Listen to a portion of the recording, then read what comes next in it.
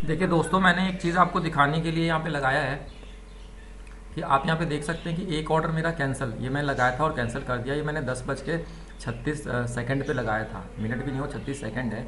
और इस ऑर्डर को अगर आप देखेंगे, इस ऑर्डर की मैं डिटेल में जाऊँ, इन्फो में जाऊँ, तो यहाँ पे देखिए मैंने 320 रुपये लगाया था 10:36 पे। यानी कि 10 बजे की जो कैंडल है वो ये वाली कैंडल है। तो 10:36 जब ये कैंडल बनी शुरू हुई थी तभी हुआ था। मैं 320 पे ऑर्डर लगाया था। आप इसका लो देखिए, इसका लो है 324 रुपये 90 पैसे। मतलब ये 4-5 रुपये से जो है बस रह गया ऑर्डर एग्जीक्यूट होने से। और नहीं तो ये जो अगर 320 पे लग जाता तो ये 422, मतलब एक ही 5 मिनट की कैंडल में ये सीधा टारगेट तक चला जाता 100 पॉइंट की।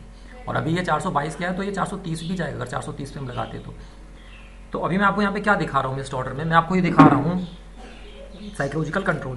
कि जनरली ऐसा नहीं क्या होता है, मैं मन करता है भाग के मार्केट में घुस जाएं, और मैं भी करता हूँ, लेकिन कोशिश ये रहती है कि ना करूँ। तो मैं आपको दिखा रहा हूँ कि जब आपका मूव मिस हो गया है तो आप शांति से बैठे रहना, अभी वो जाएगा, आगे जाएगा, लेकिन भागते मार्केट में नहीं घुसना है। अब ये तेज़ी से गिरते हुए, क्योंकि अभी ये गिरेगा, कुछ यहाँ पे ग्रीन कैंडल बना के थोड़ा सा स्टे करे फिर नीचे जाए तो फिर भी घुस सकते हैं। नहीं, ऐसे भागते मार्केट में नहीं किए तो कैंडल बड़ी रेड बनी, अगली भी बड़ी रेड बनेगी, तो उसमें भागते मार्केट में घुस जाओ। तो ये काम नहीं करना। और यही साइकोलॉजिकल टेक्निक्स जो होती हैं, इसका कोई तरीका तो होता नहीं है, ये प्रैक्टिस से ही आती है। मतलब जो बिल्कुल ही बिगनर होगा तो इसके बाद घुस ही जाएगा, क्योंकि उसका दिमाग ख़राब हो जाए कि मेरी वो मिस हो गई, मैंने 320 पे क्यों लगाया, मैं 325 पे लगा देता, उसका दिमाग ऐसे चलने लगेगा। लेकिन जिसे थोड़ा एक्सपीरियंस है वो शांति से बैठा रहेगा। तो देखिए ये मूव मिस हो गई, कोई बात नहीं, जाने देंगे।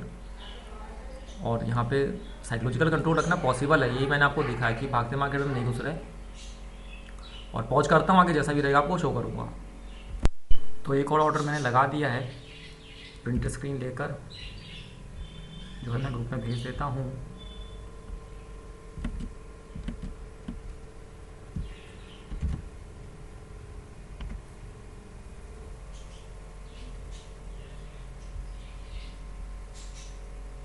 और यहाँ पे लॉन्ग पोजीशन टूल बार लगा देता हूँ।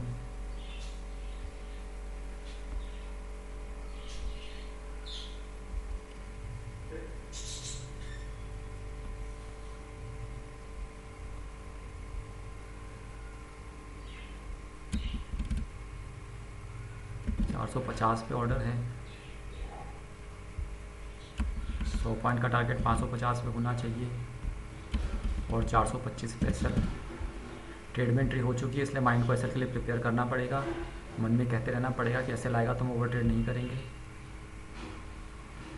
एक ट्रेड दिन का है, उसमें टारगेट एसएल आए जो भी आए वो लेके चुपचाप निकल जाना है। तो प्राइस अब थोड़ा नीचे जा रहा है एसएल की तरफ, कोई बात नहीं, एसएल आएगा तो एसएल लेके चुपचाप निकल जाएंगे।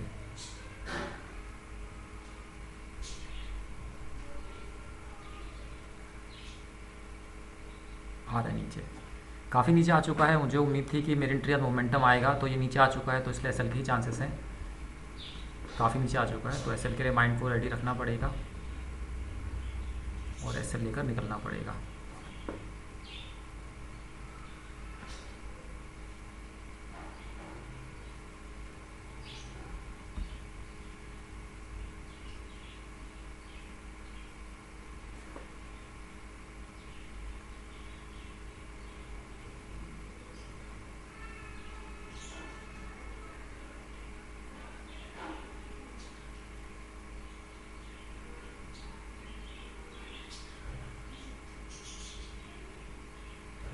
एसएल के बाद जितनी देर तक रुकता है उतनी देर तक, और एसएल कट गया, ठीक है। एसएल कटने से माइंड में कोई भी दिक्कत नहीं आनी चाहिए, कोई ओवर ट्रेड की फीलिंग नहीं आनी चाहिए, क्योंकि आपको सोच के ट्रेड लेते हैं, उसके बाद ट्रेड आपके डायरेक्शन में जा भी सकता है, नहीं भी जा सकता, वो कोई इशू नहीं है।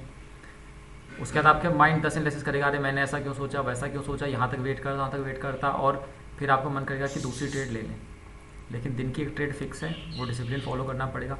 मैंने क्या सोच कर ट्रेड लिया तो मैं आपको बताता हूँ। प्राइस जो है वो ऐसे नीचे गया था, गैप फिलिंग हो गई, गैप फिलिंग का तो ऊपर आया। डे टॉप को इस कैंडल ने तोड़ा, लेकिन ऊपर क्लोजिंग नहीं दे पाया।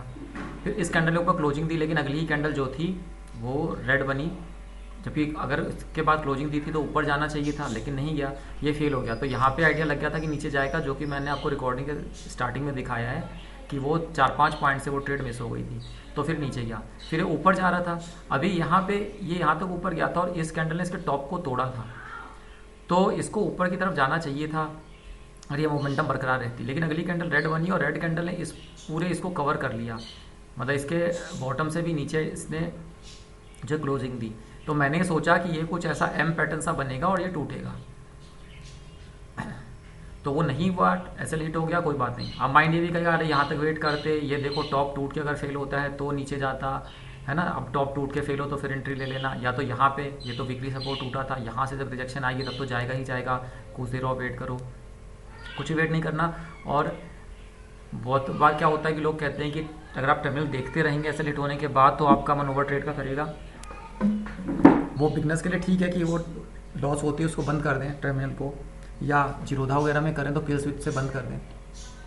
लेकिन जब एक्सपीरियंस हो जाते हैं तो आपको अपने ऊपर इतना कंट्रोल होना चाहिए कि माइंड में कोई भी दिक्कत ना है, चाहे आप टर्मिनल देखते रहें तब भी कोई भी ओवर ट्रेडिंग का मन ना हो, ठीक है। अब जैसे मैं ये एनालिसिस के लिए इसको देखते रह सकता हूँ कि अभी ये यहाँ का टॉप तोड़ के अगर नहीं भागता, रिजेक्शन आ जाती है अगले कैंडल पे, तो फिर ये नीचे अच्छे से गिरेगा। लेकिन जब मैं इसको अगर देखता रहूँ तो मेरे माइंड में ये नहीं आएगा अरे मैंने मिस कर दिया, देखो भाग रहा है, फिर से एंट्री ले लूँ। और ये ओवर ट्रेडिंग से बचने का कंट्रोल कैसे आता है, इसका कोई तरीका नहीं है। ये जब आप बार बार ओवर ट्रेडिंग करते हैं और नुकसान उठाते हैं तभी आता है, मैंने भी कई बार किया है।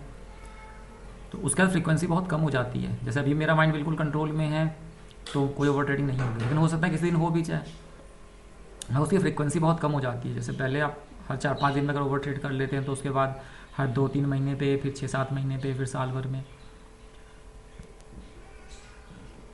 तो खैर अब आज की ट्रेड में तो इतना ही है, जो मैंने सोच के लिया तो मैंने आपको बता दिया। आप हमेशा ट्रेड को सोच के लेंगे, उसका ट्रेड अगर आपकी डायरेक्शन में नहीं गया तो आपकी गलती नहीं है, क्योंकि प्राइस एक ऐसी चीज़ है जिसका कोई लॉजिक नहीं दिया जा सकता कि वो कहाँ जा रहा है तो क्यों जा रहा है, या उसे प्रिडिक्ट नहीं किया जा सकता।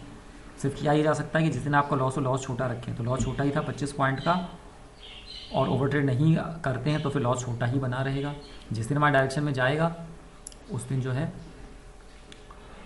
उस दिन लॉसेस रिकवर होंगे। और यहाँ पे एंट्री बिल्कुल सही थी, वो 4 पॉइंट से रह गया था, तो यहाँ पे मतलब ट्रेड को सही पकड़ा गया था। अब देखिए यहाँ से ऊपर आना शुरू होगा, इधर ऊपर आएगा, माइंड फिर कहेगा देखो एसएल काटने गया था, अब तो ऊपर जाएगा ही, तुम्हारी एनालिसिस एम पैटर्न वाली बिल्कुल सही थी, अब घुस जाओ। लेकिन नहीं, टर्मिनल सामने खुला रहे, चाहे अब ये सारे दिन भी खुला रहे, तब भी ओवर ट्रेड नहीं करवा सकता, क्योंकि ओवर ट्रेड जो होता है वो एक आवेश में होता है। अगर एसएल हिट होती खराब लगा और ओवर ट्रेड में घुस गए तब तो ओवर ट्रेड हो जाएगा। लेकिन जब इतना टाइम बीत चुका है, एसएल हिट होने के बाद इतना टाइम बीत चुका, तो वो आवेश जो होता है वो रिलैक्स हो जाता है और माइंड कंट्रोल में आ जाता है।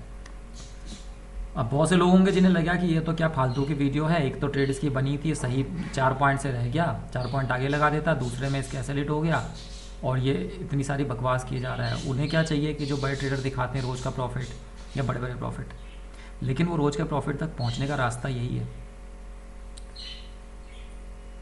तो वो रास्ता जो है, वो जो जर्नी है, वो लोग आपको सक्सेसफुल होने के बाद दिखाते हैं कि देखो मैं सक्सेसफुल हो गया, पहले मैं ऐसे करता था। मैं आपको जर्नी दिखा रहा हूँ कि आदमी कैसे धीरे धीरे सक्सेसफुल ट्रेडर बनता है, क्या क्या होता है उसके माइंड में, क्या होता है। तो जिनको इस चीज़ की इंपॉर्टेंस पता है वो समझ सकते हैं कि वीडियो कितनी वैल्यूएबल है। बाकी तो सबकी अपनी मर्जी है। आप अगर वीडियो को यहाँ तक अगर आपने देखा है तो मैं चाहूँगा कि आप कमेंट करके वीडियो के बारे में जो भी आपकी सोच हो मुझे बताएं। वीडियो को लाइक भी कर दें, चैनल को सब्सक्राइब कर दें। अगली ट्रेड में फिर मिलेंगे, आज के लिए इतना ही।